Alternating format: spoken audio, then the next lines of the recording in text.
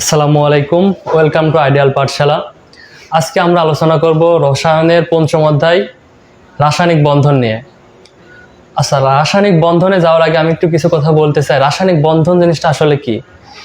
রাসায়নিক বন্ধন হচ্ছে পরমাণুর ভিতরে যে আকর্ষণ বল থাকে, এই পরমাণুর যে আকর্ষণ বল মানে একটা পরমাণু অপর একটা পরমাণুকে যেভাবে আকর্ষণ করে সেটা হচ্ছে রাসায়নিক বন্ধন। এখন রাসায়নিক বন্ধন আকর্ষণ কেন করবে সেটা তো একটা কারণ।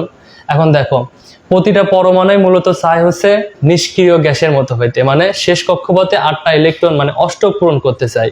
এই জন্য প্রত্যেকটা পরমাণু অন্য একটা পরমাণুকে আকর্ষণ করে, ইলেকট্রন আদান প্রদান বা শেয়ারের জন্য আকর্ষণ করে। তো আমরা আমাদের বইতে পঞ্চম অধ্যায় টপিকটা খুব ডিটেলসে আলোচনা করা আছে এবং এখান থেকে প্রতি বছরই সৃজনশীল এক সেট প্রশ্ন আসবেই, একদম গ্যারান্টেড, যে কোনটা আয়নিক বন্ধন এর গঠন ব্যাখ্যা করে, এগুলোতে একটা প্রশ্ন সৃজনশীলে আসবেই। ঠিক আছে, তো এই টপিকটা আমরা একটু শর্টের ভিতরে আলোচনা করার চেষ্টা করবো, সব একটু মনোযোগ দাও। আচ্ছা, রাসায়নিক বন্ধন মূলত হচ্ছে তিন প্রকার হচ্ছে। একটা প্রথম যে বন্ধন সেটা হচ্ছে আয়নিক বা তড়িৎযোজী বন্ধন, দ্বিতীয় বন্ধনটা হচ্ছে সমযোজী বন্ধন, আর তৃতীয় যে বন্ধন সেটা হচ্ছে ধাতব বন্ধন। তো আয়নিক আর সমযোজী এই দুটো বন্ধন খুব ভেরি ভেরি ইম্পর্টেন্ট।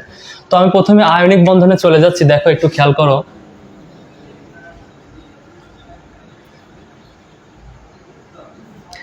আয়নিক বন্ধনের আরেকটা নাম কিন্তু প্রথমে বললাম যে তড়িৎযোজী বন্ধন। ঠিক আছে, তো আয়নিক বন্ধনটা কিভাবে হয় একটু খেয়াল করো। আয়নিক বন্ধনটা হচ্ছে ধাতু এবং অধাতুর মধ্যে ইলেকট্রন আদান প্রদানের মাধ্যমে যে বন্ধনটা গড়ে ওঠে সেটা হচ্ছে আয়নিক বন্ধন। আমি আবারও বলছি, ইলেকট্রন আদান প্রদান মানে একজন দিবে আর একজন গ্রহণ করবে। তো কে দিবে কে গ্রহণ করবে সেটাও তো জানতে হবে অবশ্যই। আমরা খেয়াল করলে দেখবো যে যেগুলো ধাতু সেগুলো দেখবো লাস্ট কক্ষপথে 1, 2 ও 3 এরকম ইলেকট্রন থাকে, আর যেগুলো অধাতু তাদের শেষ কক্ষপথে 5, 6 এবং 7 এরকম ইলেকট্রন থাকে। তো 5, 6, 7 যারা, তারা কি করবে? 8টা পূজার জন্য গ্রহণ করবে, তার মানে কি অধাতু গ্রহণ করবে, তো আর ধাতু কি করবে? ত্যাগ করবে ইলেকট্রন। 1, 2, 3টা ইলেকট্রন ত্যাগ করবে। তার মানে আমরা জানি, বলতে পারি যে ধাতু ইলেকট্রন ত্যাগ করবে আর অধাতু ইলেকট্রন গ্রহণ করবে। তো ধাতু কারা? আমি একটু আগে বললাম যে যাদের শেষ কক্ষপথে 1, 2 এবং 3টা ইলেকট্রন আছে তারা কি ধাতু, যেমন সোডিয়াম, ম্যাগনেসিয়াম। আরো একটা শর্টকাট টেকনিক আছে বাংলায় যেটা বলি আমরা, যে যাদের নামের শেষে আম আছে তাদেরকে ধাতু বলা হয়। যদি এটার কোনো সাইন্টিফিক ব্যাখ্যা নেই, তবে মিলে যায় আসলে। সোডিয়াম, ম্যাগনেসিয়াম, অ্যালুমিনিয়াম, আম আছে, তারা ধাতু।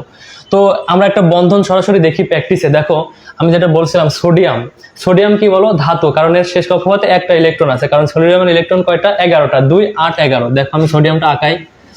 সোডিয়াম Na তোমরা জানো প্রথম কক্ষপথে 2টা ইলেকট্রন থাকবে, দ্বিতীয় কক্ষপথে থাকবে 8টা, আর শেষ কক্ষপথে ইলেকট্রন থাকবে হচ্ছে 1টা। তাহলে সোডিয়াম, আর আমি এটা সোডিয়াম তো ধাতু, তাই না? আচ্ছা, তাহলে আরেকটা অধাতু নেই, যেহেতু আমি বলেছি যে তড়িৎযোজী বন্ধন বা আয়নিক বন্ধনটা হচ্ছে ধাতু এবং অধাতুর মধ্যে গড়ে ওঠে। তাহলে একটা অধাতু নিই, যেমন মনে করো যে ক্লোরিন নিলাম। ক্লোরিন কি বলতো? একটা অধাতু। তো ক্লোরিনের ইলেকট্রন কয়টা বলতো? 17টা। 1টা, 2টা, তৃতীয়। দেখো প্রথম কক্ষপথে কয়টা থাকবে ইলেকট্রন বলতো? 2টা। তাহলে দ্বিতীয়তে থাকবে হচ্ছে 8টা জেনারেলি। তাহলে 2, 8 গেল, তাহলে বাকি থাকলো কতটা বলতো? 7টা বাকি থাকলো।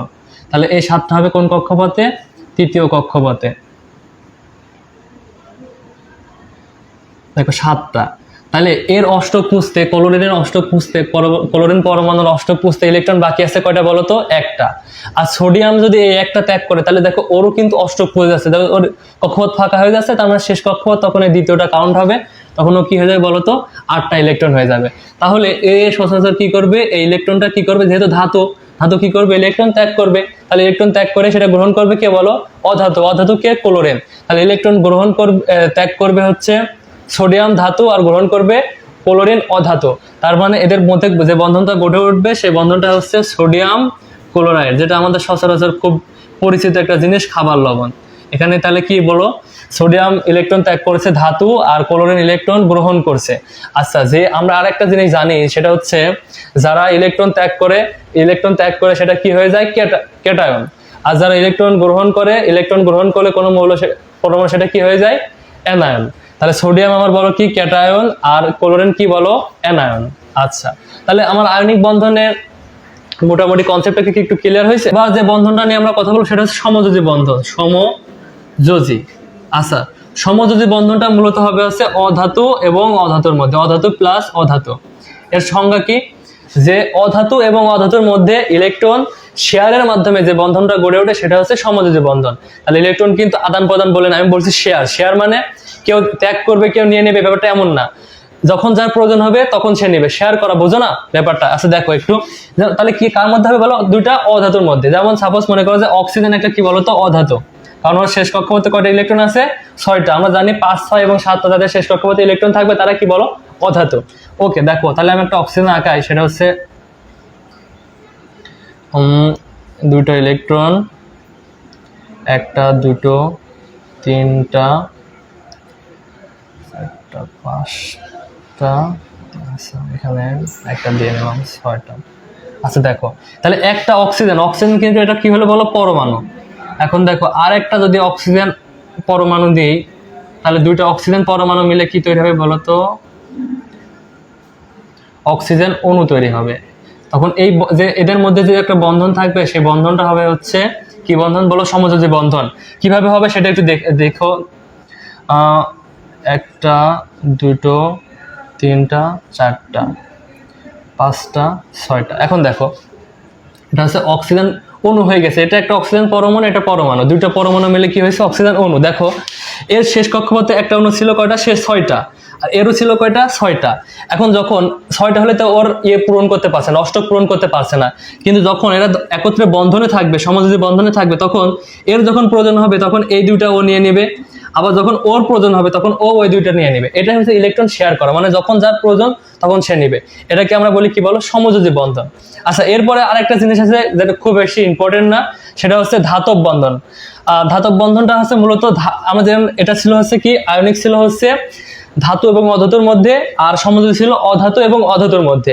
আর যখন আমরা যাবো ধাতব বন্ধন, তখন ধাতু এবং ধাতুর মধ্যে যে বন্ধনটা হবে সেটাকে বলি আমরা ধাতব বন্ধন।